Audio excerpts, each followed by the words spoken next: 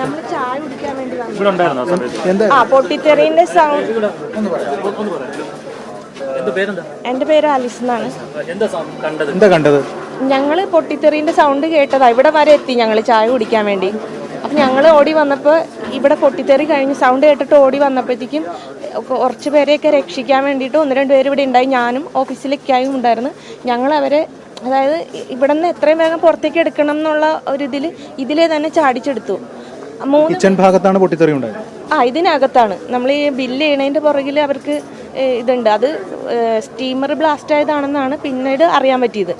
അപ്പോൾ ചൂട് വെള്ളം വീണിട്ടുള്ള പൊള്ളലാണ്, അല്ലാതെ തീ അങ്ങനെയൊന്നല്ല, ചൂട് വന്നിട്ടുള്ള പൊള്ളലാണ്. അപ്പോൾ ഇവരെ ഇങ്ങോട്ട് ചാടിച്ച് കഴിഞ്ഞപ്പോഴത്തേക്കും അതിൻ്റെ ഉള്ളിൽ ആളുണ്ടാവും എന്നുള്ളൊരു തോന്നൽ ഞങ്ങൾക്ക് വന്നു. അപ്പോൾ പറഞ്ഞു അതിൻ്റെ ഉള്ളിൽ ആളുണ്ടാവും നോക്കും.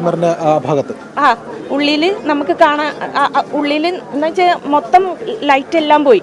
അപ്പം ഇത്തിരി ആവതുള്ള ആൾക്കാരാണ് ചാടി വന്നേക്കണം. അതിൽ പിന്നീടാണ് 2 പേരും കൂടി അതിൻ്റെ ഉള്ളിലുണ്ടായിരുന്നു. അതിൽ ഒരാൾ പയ്യെ പുറത്തേക്ക് വന്നു, പക്ഷെ മൊത്തം തൊലി പോയിരിക്കുകയാണ്. അത് അവനെ തൊടാൻ പറ്റില്ല നമുക്ക്. പക്ഷെ നടന്ന് ഇപ്പുറത്തേക്ക് കടക്കാൻ ഞങ്ങൾ പറഞ്ഞതിൻ്റെ പേരിൽ അവൻ കടന്ന് ഞങ്ങൾ വീശിയൊക്കെ കൊടുത്തു. വേദന ഉണ്ടെങ്കിലും ആളോക്കെയാണ്, വേദന നല്ലുണ്ട്, കരയുന്നുണ്ട്, പക്ഷെ ആളോക്കെയാണ്. പക്ഷെ ലാസ്റ്റ് ഒരാളെയും കൂടെ നമ്മൾ അതിൻ്റെ ഉള്ളിൽ നിന്ന് കണ്ടു. ആ ആള് ഹെഡ് ഇഞ്ചുറി ഉണ്ട്, അവസ്ഥ എന്താണെന്നറിയില്ല, ഹെഡ് ഇഞ്ചുറി ഉണ്ട്. ഭയങ്കര സൗണ്ടായിരുന്നു, നല്ല സൗണ്ടായിരുന്നു. അപ്പം ആ സൗണ്ട് കേട്ടിട്ട് ഒത്തിരി ആൾക്കാർ പിന്നെയും വന്ന് പിന്നെ അങ്ങോട്ട് രക്ഷാപ്രവർത്തനം മീൻസ് അവരെ ഹോസ്പിറ്റലിൽ കൊണ്ടുപോകാനുള്ള കാര്യങ്ങൾ ബാക്കിയുള്ളവരും കൂടി. ഇവിടെ ചായ കുടിക്കാൻ വന്നതാണ്. അതെ, നമ്മൾ സ്ഥിരം ഭക്ഷണം കഴിക്കുന്ന കടയിൽ. ഭക്ഷണം കഴിക്കാൻ ആൾക്കാരുണ്ടാവും. അകത്ത് നമുക്ക് കാണുന്നില്ലല്ലോ, ഈ സംഭവം നടന്നില്ലേ.